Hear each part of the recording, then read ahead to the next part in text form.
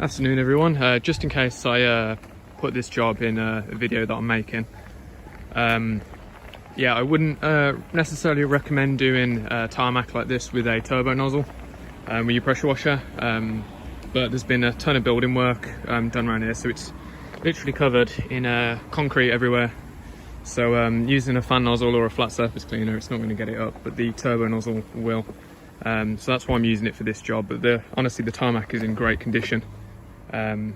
So yeah, it's not an old one. I believe it's fairly new. So yeah, the turbo nozzle won't be affecting it at all. But yeah, look at the difference in that.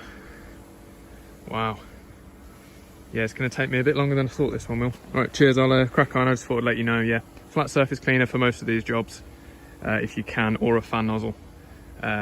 Yeah, but turbo nozzle if you have to. Make sure you test the driveway beforehand.